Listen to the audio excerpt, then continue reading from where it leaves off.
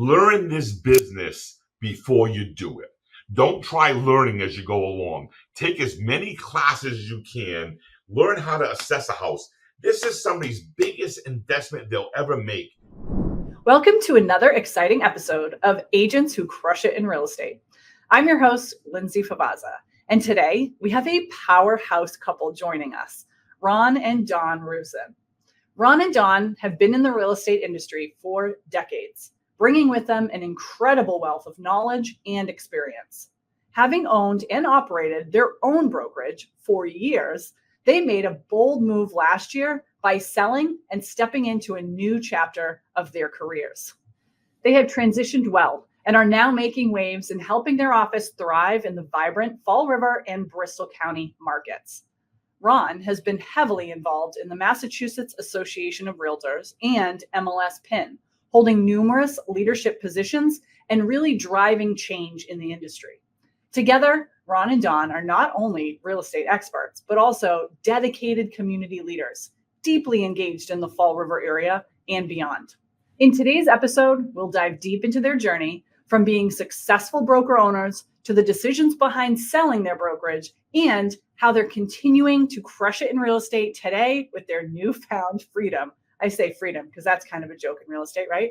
Get ready for some valuable insights and lessons that will help you elevate your real estate game. Welcome to the podcast today, Ron and Dawn. Welcome, everybody. Thank you. Hello. We're so excited to have you. I feel like a couple weeks ago when the light went off in my head, I'm like, I have to have Ron and Dawn on. This is amazing. So I'm so glad that we were able to make this work. Thank you guys so much for, carving out some time. And you're so tan. You just got back from Greece, right? Yeah. I can't wait to hear more about this. Yeah. So let's start at the beginning. When did you get into real estate? How did each of you guys get into real estate? How did you meet? What's the story here?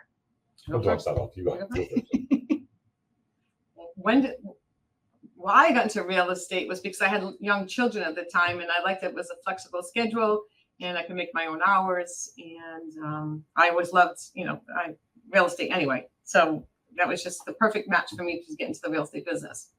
And then Ron and I met in the real estate industry. It's a long story, but we actually knew each other when we were in middle school age, but we never really connected at the time. He was actually so funny. He was actually my newspaper delivery boy that used to deliver newspaper to my mom's house, and it was just it's now looking ahead. We never really even talked to each other at the time, but 30 years later, more than 30 years now. We had a broker business, and now we're married. That's so cool. So Ron, when did you start in real estate? So I started in construction from, I would say 83 to 87. In 87, I started to go full-time into real estate. But the first years, my goal wasn't to be a real estate salesperson. My goal was to own all the real estate in Fall River. I wanted to be a property owner. That was my main goal. And then after buying a few properties, I decided that, something, why don't I start selling them? So I actually was doing property management rentals, and then I decided that I was going to get into real estate and basically work for another gentleman who really trained me to make sure that I trained every day. And in 1991, I actually opened my own office after 4 years of being in real estate. And I started Ron Rusin Real Estate back then and had Ron Rusin Real Estate from 91 to 97. And then in 97, we decided to go to a franchise, which we stood at for 25 years. Yeah. That was basically in real estate it was when I was 12 years old, like when Dawn was saying I was delivering papers, one of my favorite comic books was Richie Rich. Yeah. And I wanted to be like him. I grew up in a very poor environment, lived in a housing project, so we didn't have a lot. So I decided that I wanted to be Richie Rich. And Richie Rich became rich by selling houses, and I wanted to sell my own houses and then eventually sell them. That's so cool. So when you had your own brokerage back then and then decided to go to a franchise, what was the thought process there? Can you take me to that time? Like what made you get to the point where you said, you know what, maybe I could use some kind of, big name behind our brokerage to take us to the next level? What was the thought there? I feel that I think I made a mistake naming it Ron Rusin Real Estate Inc. Yeah. For some reason, it just wouldn't kick off the ground. Yeah. Because of my name, because everybody came in and asked for Ron Rusin, and it wasn't a help to any of the agents in the office. Yeah. So that was one of the reasons why we took it over. Plus, just to have a big name behind us. We did look at all the franchises, and the one we decided to go with, we did stay with 25 years. It was a great franchise. It had a lot of training. It had everybody knew the franchise. So that's why I think it really helped us. A Yeah. lot of brand Yeah. recognition. Yeah. And that, for new agents that we're trying to hire, they instantly had the name behind them. That's what attracted agents that came to our office.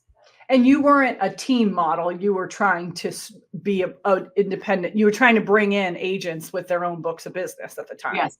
Exactly. Yep. Yeah. So that makes a lot of sense. Well, actually, we hired a lot of new people too that we trained. We trained a lot of new agents, brand new agents that just got their license. Yeah. We basically started office with me, Dawn, and one agent, and then we grew very slowly because we wanted to grow where it was all top professionals. Yeah. I mean, we had probably mostly between 17 and 23 agents, and we were doing over 100 million in real estate. So it wasn't a lot of agents, but it was quality agents, and that's what we always strived on.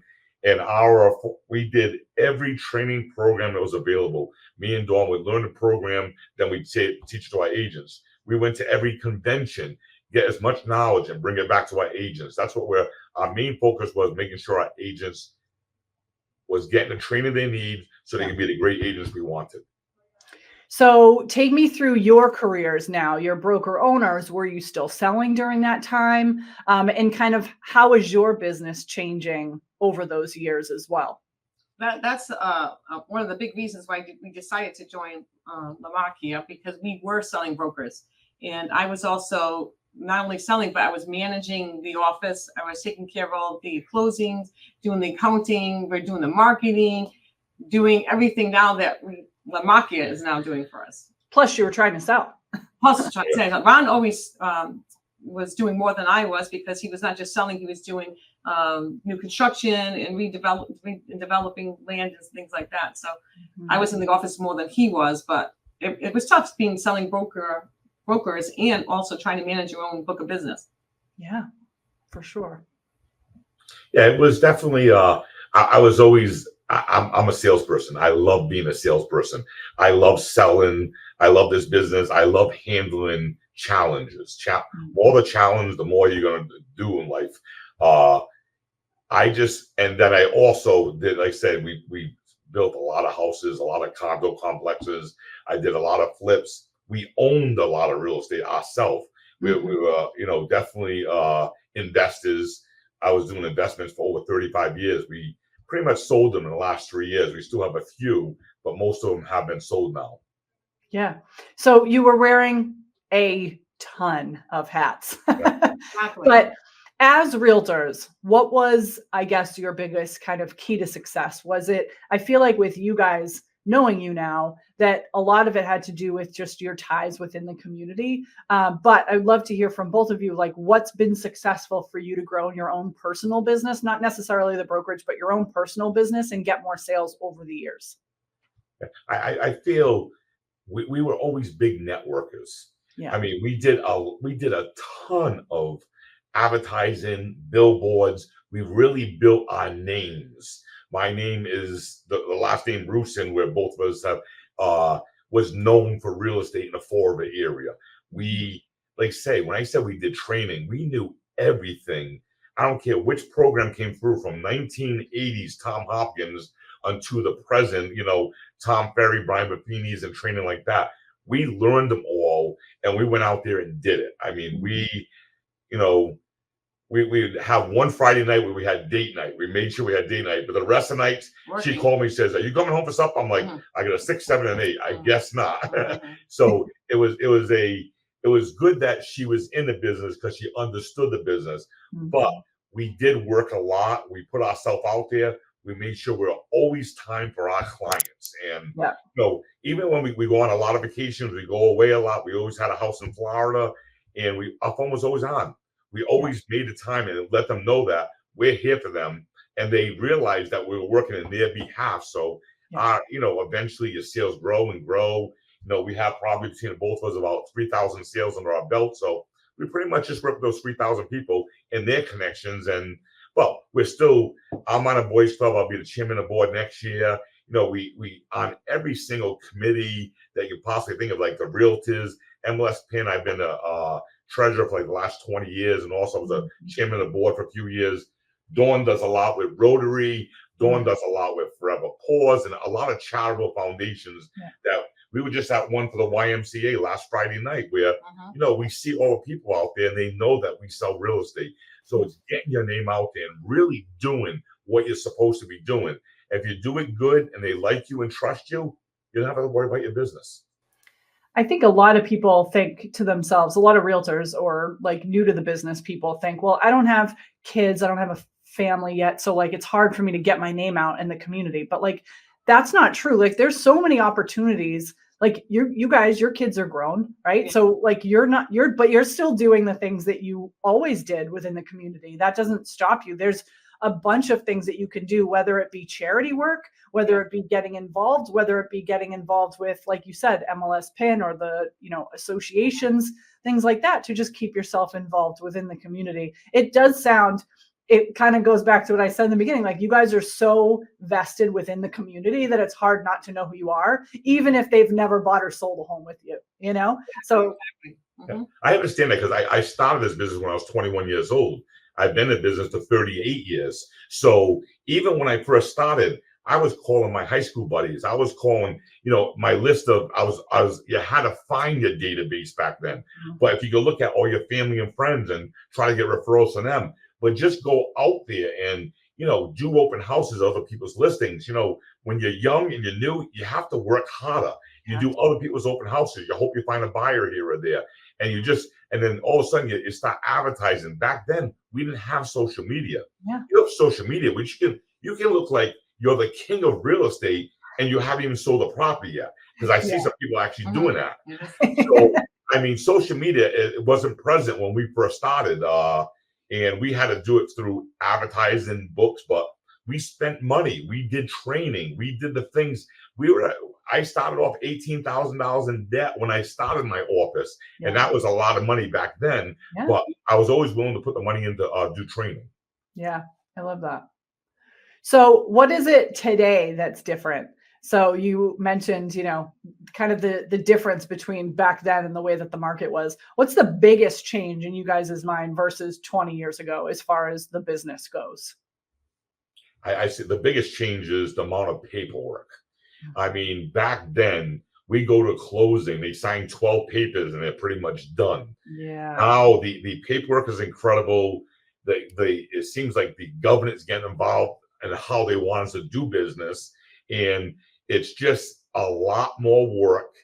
I gotta be very, very careful because there's lawsuits happening all the time, which we really didn't hear of when we first started. There was nobody looking to sue you for something. Now, if you say the wrong thing accidentally, something that was passed on to you, you can be sued for no reason whatsoever.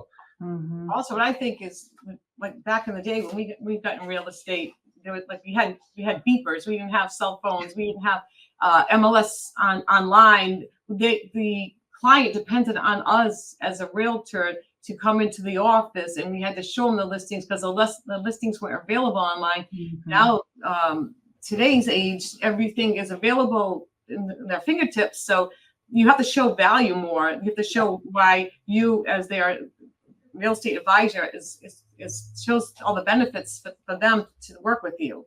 So that's a big change right there. Yeah, huge change. So what is it that you guys both love about real estate? Top of your list, right? And what is it that you're like, I could do without this? I would assume paperwork, just based on what you just said. That's probably, I love people getting ahead in life. Yeah. I like working with investors. Especially young kids who are trying to get where I was able to get and help them do that. I love doing that. I love, especially when somebody has to sell a house and you have to work really hard. I'm talking about markets in 91 and 92 where nobody was buying houses and people were going to be foreclosed on and you had to work. And I love those deadline issues where you have to really work hard and you see how happy they are at the end of it, that you really helped them.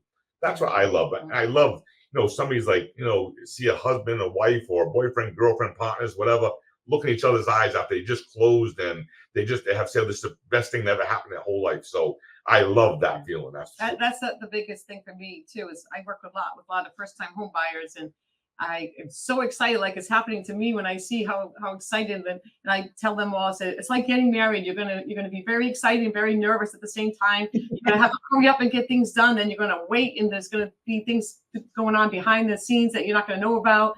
And I just had one the other day, and I made it special for them. I had balloons and champagne for them, and they were so excited. They're like, I'm so happy. I can't believe we got a house. Yeah. That's one of my best pleasures of doing real estate. That's what I say. In this business, like, I had a gentleman from, I think he was in New Jersey. He was from New Jersey, who actually called me from a CRS. I'm a CRS, and called me and said, I have this niece and nephew. They want to come up here. They want to buy something in Massachusetts. Will you help them?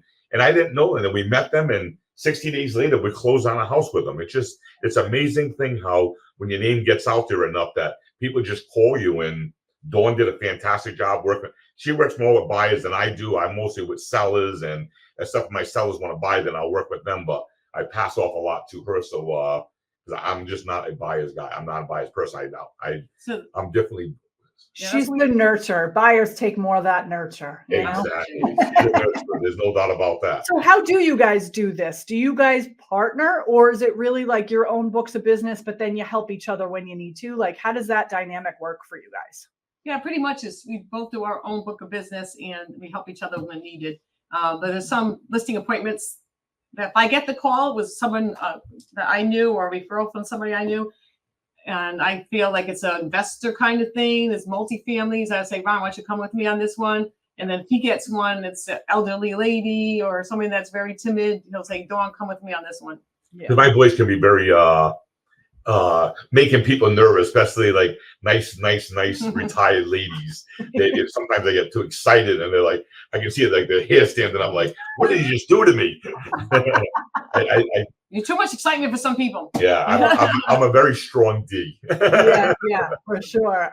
Your voice is like, it's one of my favorites. I was like, that literally the reason that we're here today is because I heard your voice on a recording, and I was like, God, I want to talk to him on a podcast so bad. It's so awesome. So the part when you said lease things that we don't like, I don't like when I have to tell a buyer that they went $10,000 over asking and didn't get the home. That kills me. Yes, it's so hard, and it's happened so much in the past couple of years, but hopefully that will start to diminish a little bit. That's the hope, I guess. Yeah. But then comes a whole slew of other problems. Yeah. Yes. Now we sit there so it doesn't sell. Now they don't have the money to go up, or they can't sell it after spending more. Yeah, for sure. So what is it that you guys would say is kind of your key to success? I know you mentioned before, as far as like, having that special date night or whatever, but how do you keep work and personal separate? Because, as a couple, it's very hard to be in this business together. And I bet you we have a lot of people listening who are in that same dynamic. They're partners, but also, live together and so on and so forth. So what is it that you guys think is truly the key to success, or what kind of advice would you give to other teams that are married or in a relationship? Well, always, we're very competitive. She's competitive. She won't say she's competitive, but it's only when she beats me we find out how competitive she is. There was one year involved. There's gloating. There was one year in 2004 she beat me, and I still haven't heard the end of it yet. And it's been 20 years later. So we are very competitive. We love helping people, and we also at the same time make sure that if the grandkids have a game, or grandkids we're picking them up, we set time aside for our personal life, and for our kids too. We're still, even though our kids are 39, 35, 35, and 30, they still need our attention most of the time. So we spend some time with them, and we really and our life has brought us where we can do extra special things for them, and it's a nice feeling. Yeah, for sure. What would you say? What's your advice? Yeah, it can be. It's a good thing when you're both in the same business because you understand the scheduling. That's a good thing. But then it's a bad thing when you're both in the same business if you're rounding each other too much. Yeah. So you need the break. So we do have, not only we have date night, we also have he's got the boys' night and I got the girls' night. Yeah. You need that also. So that helps. But no, I mean, we have a lot in common. Like I said, we both were raised in a housing project. We both came from nothing. So we have a lot in common that way, where we know, we're working hard and we play hard. So it works. Yeah. Yeah. You guys definitely enjoy yourselves, and it's very obvious you guys are doing those vacations, you're spending time. I know you have family in Vegas, right? You have a grandchild in Vegas, so you guys are going on two now in Vegas. Two. Oh my gosh, and even more reason to get on that plane. Yes. So it's must be very nice to kind of have that person to share it with. But like you said, you get in a fight at home because the dishes weren't clean. Now you're bringing it to work. So there's a weird dynamic there to have to kind of like, to balance that. But that's good. It is very challenging. There's no doubt about it. It can be challenging. I'll just smile. But it can be challenging the other way too. Like you had said before, Ron, like if your significant other isn't in real estate, then they don't understand what you're going through. And then they don't understand that you have to be working while you're on vacation, or that you have to be doing, calls on the weekend or something like that. So that can cause its own problem. So you just, you manage it the best you can no matter what. So, all right. So I like to ask this question of everybody, and I'm sure with the amount of experience that you guys have, you have a pretty good one. So what is the craziest story that's happened to each of you, or maybe you have a combined one, but what's the craziest real estate story that you guys both have? I wasn't expecting that one. There's usually like someone has something where they open the house and there's someone naked, or like there's something like that. But everyone I feel like has those kind of stories. Oh, I have. You want to tell the funny one with the hides in the guy? The what? We have a lot. The funniest ones when the husband and the wife are getting divorced and they hate each other. That's the worst. Oh yeah, that's a good story. Yeah, you do that one. So one time I had a closing at my office. The wife said she wouldn't be in the same room as the husband, so she was leaving, and and the husband wasn't supposed to come for 20 minutes, and I saw him because we could see from the window of the parking lot that he was coming in. So I tell my husband Ron, I say, "Hey, the next guy that's coming in, you gotta hide him. You can hide him because she came back in she forgot something." I said, "They can't see each other. So Ron said, "Okay." So the next guy that comes in, Ron's like, come with me. And he's tiptoeing, following Ron. He goes, "Where are we going?" She goes, "Your wife's over there. We're gonna hide from your ex-wife." He goes, "I don't have an ex-wife." He had the wrong guy. She made me bring something into a private room and say, stay here. And I still haven't even told him that was his ex-wife. He just believed me and came with me.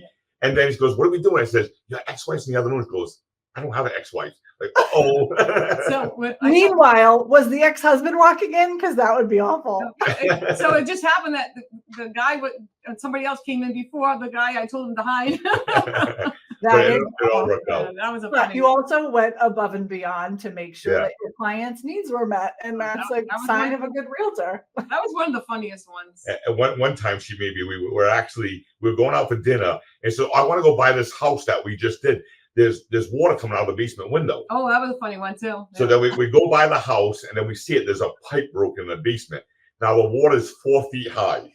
It was an out-of-town cellar. Out-of-town cellar, and it was freezing out that's why the pipe broke. Yeah. So I decided to go there, and I decided to go into the basement and shut the water off myself. Freezing, soaking wet, went there, went underwater, shut the valve off, and did it, and then. Yeah. So we've done some crazy. Water was going down the street. The town called and was like, "Oh no!" It was even funnier one. One time we're at a 4-family, and we're going down the basement. And the guys in front of me, the cells in front of me saying, "I'm going to get the light." And like we were dark. So I knew it was me, him, and Dawn was a little far behind us.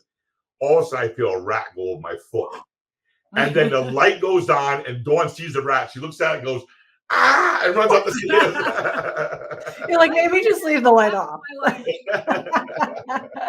I can probably tell you about 100 stories, but we'll get going on the next subject. We could do a whole series, I'm sure, on all the stories. I mean, it's a typical day in real estate. So like for you guys, and that's the thing, asking even that question, you're probably like, I don't know, do we really have, because you have to like really think, because there's so much stuff that happens. Once we start thinking about one story, think of another story. Like, oh yeah, remember that story? Remember this one? And then, I've heard some doozies like that.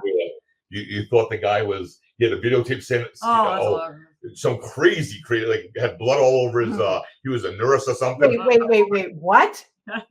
Yeah, I got nervous one time because I went alone to an appointment, and when the guy answered the door, he had scrubs on that had all blood on it, and I was all by myself, and the house was vacant. And then I saw the house was vacant. I said, it was like toys scattered everywhere. I said, you have a wife and your kids? He goes, oh no, she left me, and she took the kids. And I was like, oh, okay. I killed her, and she's in the basement. Like, that's what I would do. And I was like trying to, keep aware just in case. And he said, oh, and I said, okay, I'll get back to you on the market value.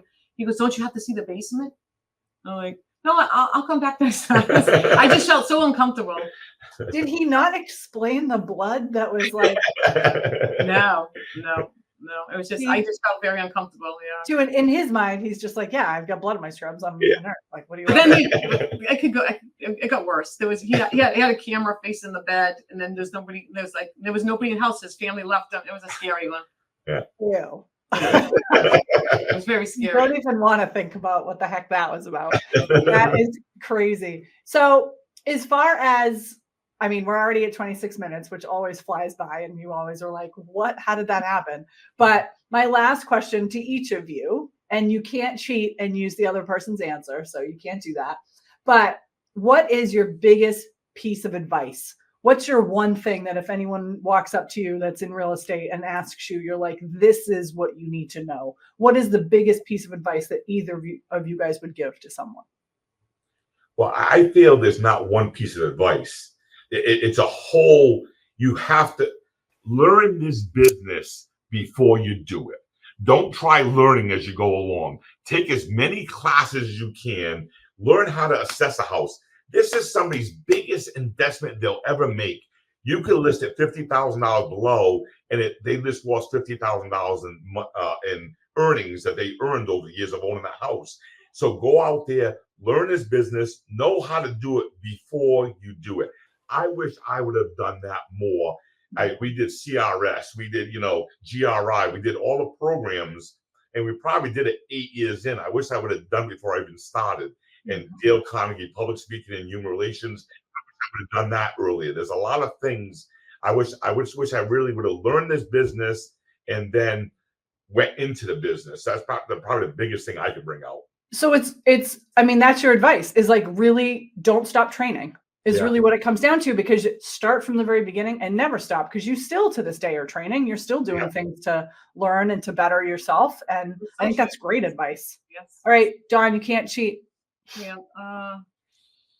Don't be a secret agent. So when you get in real estate, let everyone know that you're a real estate agent, and they show people that you care. It's not about, don't have they call it commission breath. I've had people that I say, you know what, I don't think it's a good time for you to sell right now, or I don't think you should buy this house because it was totally not in their best interest to buy the house. So also show that you care. Show and give good service, so you stay in business, because you get repeat business and referrals from their friends and family. Yep. How to stay in this business is make sure they like you and trust you. Yeah. You have to really go out there and set a name for yourself. And like Dawn, she's a more of a, how can I say it? Like she's a salesperson. Say it nicely. Her heart is much bigger than her mind when it comes to sales. Yes. She puts herself involved in it on every sale. And people really, really like that. Like say, when I work with mostly D personalities, they just want to get it done. And that's what I do. So that's probably another thing too that, and I can remember a story, a secret agent is where I walked into, and you'll see it, Lamakia now, even before it was my brand I had for franchise, I walked into a Best Buy one time and says, oh, we're thinking about selling our house.